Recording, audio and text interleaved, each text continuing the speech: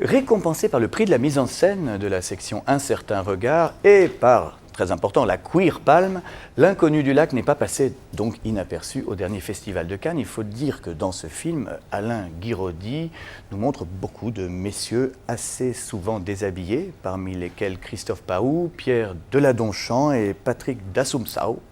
Prendre le soleil et faire du sexe en pleine nature, pourquoi critiquer? Mais tout de même, il y a un tueur qui rôde dans le film, car l'amour et la mort aiment bien flirter ensemble. C'est un peu un ton nouveau dans le cinéma français, cet Alain Guiraudy. On avait déjà parlé de lui auparavant ici, n'est-ce pas François? Oui, on l'a toujours soutenu au Cercle, et moi je l'ai soutenu bien avant encore. Non, c'est vraiment un cinéaste que j'aime beaucoup, et je crois qu'on est de plus en plus nombreux à reconnaître que c'est un des cinéastes importants français du moment. Comme tous les cinéastes français important du moment ou du passé, c'est quelqu'un qui commence par imposer, par déplacer les territoires conformistes du cinéma français. C'est-à-dire, c'est d'abord un déplacement géographique. Tous ces films se passent dans le sud, alors souvent autour du Tarn. Là, il s'est un peu désaxé. Ça, c'est le premier déplacement qu'il opère dans toute sa filmographie. Le deuxième déplacement étant plutôt d'ordre sexuel. C'est-à-dire que là où règne une espèce de norme hétéro dans le cinéma moyen français, lui, il installe des personnages homosexuels au centre de ses fictions. Et alors là, on pourrait dire que celui-là est vraiment une espèce de radicalisation de ce qu'il a toujours fait. D'abord parce qu'on va vraiment se retrouver dans une niche totalement autonome, c'est-à-dire que le film reste campé dans un petit espace qui est un bord de lac et il n'en sortira pas. Donc là, on est vraiment dans une sorte de minorité au carré.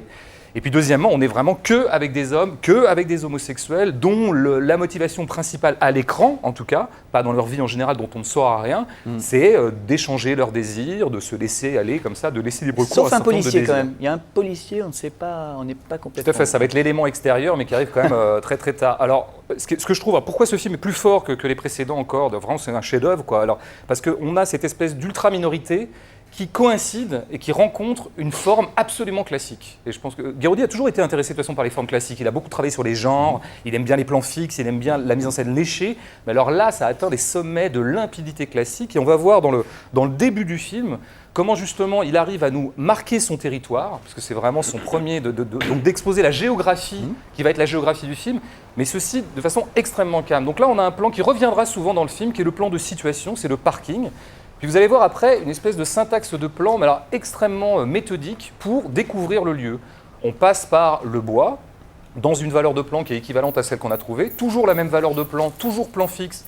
On sort du bois, donc on prend vraiment les choses dans l'ordre pour nous faire peu à peu découvrir ce territoire. Puis on arrive sur la plage, qui va être vraiment l'épicentre de la fiction, là où se retrouvent donc ces hommes, là où ils passent des après-midi à bronzer, à se baigner et à faire autre chose éventuellement. Là, on a un autre plan qui nous montre encore mieux l'espace. Alors, on s'aperçoit qu'il y a des hommes qui sont nus. Il y en a même un qui prend au pied de la lettre l'expression « couille à l'air ».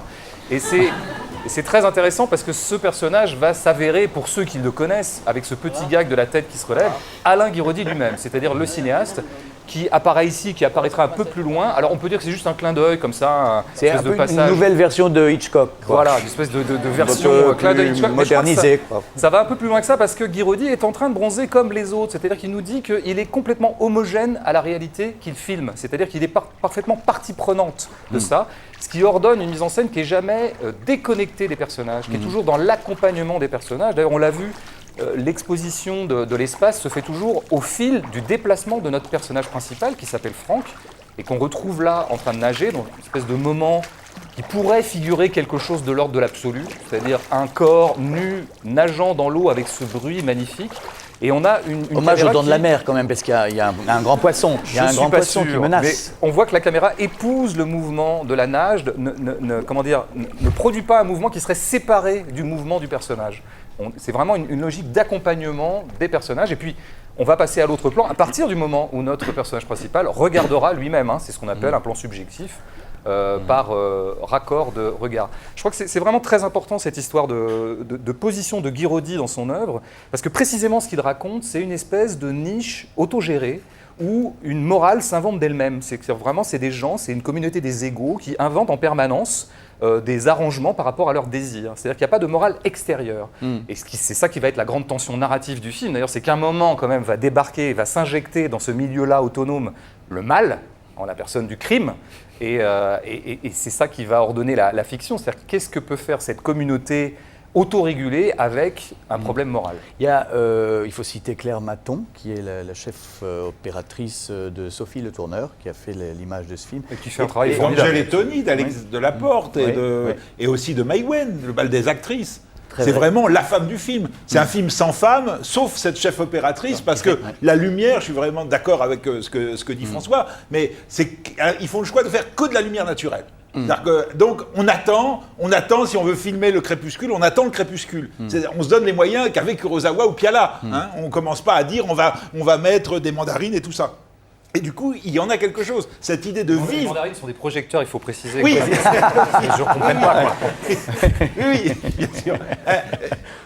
Être en harmonie avec les gens. Et ce qui est formidable, c'est comment, de cette communauté-là, on peut parler à tout le monde. Et cette histoire du danger, ça renvoie évidemment à Bataille, qui est constamment en tête de Guiraudy, quoi. Jusqu'où l'amour va être lié à la mort, et comment le désir, c'est la passion. Moi, j'en parle d'autant plus librement que, ici même et ailleurs, j'ai toujours dit du mal des longs métrages de Guiraudy qui me plaisaient pas trop. Que je trouvais un peu... On n'a pas dit les titres des précédents. Le Roi de l'évasion, Voici le temps, c'est des films qui m'avaient laissé sur ma faim. Tu avais un peu de retard, comme d'habitude. Oui, peut-être. Mais lui a pris de l'avance, là. C'est-à-dire que lui a pris de l'avance, c'est-à-dire que il y avait un côté un peu rigolard dans ces films qui, moi, me faisait pas rigoler. Et vous savez comment c'est quand une comédie qui vous fait pas rigoler. Là, c'est sérieux. C'est-à-dire qu'il parle vraiment de désir, il parle de ses désirs et donc forcément des miens. Et là, ça triche pas. Ça triche pas et on est face à cette lumière du lac. C'est sérieux mais drôle. Il y a des moments très drôles. Bien sûr, mais tu es d'accord avec moi que quand on fait de l'humour sérieusement pour vraiment faire rire. C'est aussi sa grande force, c'est-à-dire que François parlait de la justesse, c'est quelqu'un qui est constamment à la hauteur de ses personnages et donc y compris dans les moments extrêmement triviaux parce que on va le dire aux gens, là, c'est un film donc, voilà, qui se passe sur un bord de lac avec que des homos tout nus. Effectivement, c'est quand même un festival de quéquettes, c'est la farandole des desserts. Moi, je me dis, si tu n'es pas homo et que tu veux pas voir des types qui font l'amour dans les sous-bois, est-ce que tu vas pas être un petit peu effrayé par le côté? On passe complètement autre parce que d'abord, il y a un travail extraordinaire sur la nudité. La nudité au cinéma, ça mériterait une émission en soi. Faisons-la. C'est un sujet passionnant, c'est quand même très souvent raté, la nudité au cinéma.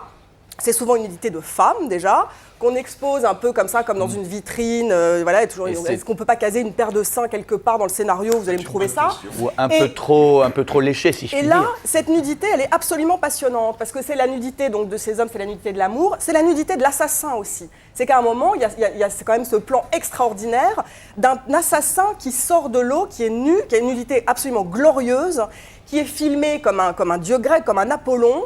Et donc le désir lié à la mort est absolument permanent dans le film. C'est l'histoire de ce jeune type qui a tellement envie de romantique, de romanesque, d'une vraie histoire d'amour. Et en même temps, voilà, le film flirte avec cette pulsion de mort. Ce sont des gens qui couchent sans capote. Et voilà, il y a tout un truc berbac. L'inconnu du lac, c'est aussi le sida, forcément, on y pense.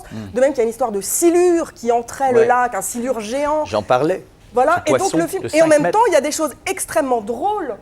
Une nudité et des scènes de sexe qui sont crues, qui sont frontales et qui sont montrées avec une énorme tendresse. Un personnage de type qui se masturbe sans arrêt, qui espionne les couples, etc. Et il nous fait rire, mais il nous fait pas rire de lui. C'est-à-dire que le type le type existe. Le type existe et après on le rencontre, on lui serre la main. C'est un film magnifique. Ce qui est émouvant aussi dans ce film, c'est l'unanimité, parce que ce qui est extrêmement touchant, c'est que derrière ce film qui est à la fois fantastique, le côté un peu documentaire sur les mœurs homosexuelles, l'éloge des corps masculins, etc., il y a aussi une mise à nu très personnelle, intérieure de Guiraudy, pas seulement effectivement ses parties intimes exposées, mais aussi ses parties intérieures, puisqu'à travers les deux personnages, que ce soit Henri, assis sur son rocher, tout seul, contemplatif, il y a toutes les réflexions du cinquantenaire qui parlent de la mort, de la solitude, de diverses peurs de l'amour. Et puis, il y a, à travers cette quête amoureuse, il se projette dans ce personnage jouissif qui est dans tous ses films, dans ce personnage extrêmement sensuel, qui est en quête à la fois, qui est attiré par la lumière et par la tentation du noir aussi en permanence. Bon. Ça, c'est très touchant. Xavier, je suppose que vous avez détesté. Ah mais complètement, comme depuis d'ailleurs le début, je suis un fan de Guiraudy dès le premier, on a eu la chance de voir ces courts moyens métrages qui duraient une cinquantaine de minutes très tôt, très vite, et d'emblée, on se dit, oui, il y a un auteur, c'est incontestable, en 2 moyens métrages, les 2 premiers qui étaient Du soleil pour les gueux et Ce vieux rêve qui bouge, on se dit, chouette, il y a vraiment quelqu'un qui sait raconter une histoire, qui a envie d'inventorier des territoires, comme l'a très bien dit François tout à l'heure, qui sont assez atypiques dans le cinéma français. C'est un auteur qui fait à la fois toujours le même film, mais qui pourtant s'est ancré effectivement dans des genres très différents. Il a fait du western, il a fait du conte médiéval, il fait là du fantastique thriller, et pourtant quand on est chez Guiraudy, on le sait tout de suite. C'est-à-dire cette capacité d'être à la fois dans l'intime absolu, l'intime sexuel, l'intime sensoriel, l'intime émotif, émotionnel, puis en même temps c'est toujours filmé dans des grands espaces qui sont absolument magistraux et qui vraiment interviennent de manière très, très présente dans la narration. C'est à la fois poétique et politique. Il a un petit peu perdu de son côté politique, mais ça a été très très présent. Ce vieux rêve qui bouge est un film social absolument magistral sur une machine qui est démontée par un ouvrier, par un jeune ouvrier qui va être séduit par un ouvrier bedonnant qui approche de la soixantaine. Et le film absolu, on est bien d'accord. Court-métrage parfait. Court-métrage impeccable. Voilà. Et cette capacité, non pas de jouer des contraires, mais de trouver la synergie entre quelque chose qui vient du corps et de la parole, de l'intime et du grand espace, c'est du Guiraudy, c'est un immense cinéaste qui ne cesse de progresser. Il partait déjà très très haut et L'inconnu du lac, c'est exponentiel, c'est magnifique. Non, mais je vais ajouter quand même quelque chose. Moi, je suis sidéré par l'économie du film. Alors, économie au sens déjà financier, c'est-à-dire que c'est un film qui est fait avec presque rien et qui est magnifique plastiquement. Donc, il faut arrêter de dire que parce qu'on est fauché, on ne peut pas faire des films beaux. Guiraudy prouve le contraire. Et en scope. Et économie au sens narratif, c'est-à-dire que il y a une tendance du cinéma français, moi, qui m'agace un petit peu, qu'on pourrait qualifier de post-bressonienne, qui consiste à être dans l'épure, à ôter un maximum de choses. Ça donne des films de Dumont, de Despaillères, qui parfois peuvent être intéressants, mais qui ont un rapport un peu rachitique, je trouve, au réel, un peu rêche. Et Guiraudy, c'est l'inverse. Il retire mais presque tout. Enfin, il n'y a presque rien. Un lac, une forêt, un parking. C'est vraiment le minimalisme absolu. Une tragédie de Racine. Et sauf que, voilà, si on veut, on peut le formuler comme ça. Unité de temps, unité de lieu. Oui, c'est ça. Donc il n'y a presque rien, et sauf que chez Guiraudy, la soustraction, c'est une multiplication. C'est-à-dire qu'avec rien, il évoque énormément, le hors-champ existe, le monde extérieur existe. Quand ils disent qu'ils vont bouffer au restaurant, on ne les voit pas bouffer au restaurant, mais on les imagine très bien. Quand on n'a pas besoin de les voir conduire, arriver sur la plage, on comprend très bien ce qui se passe.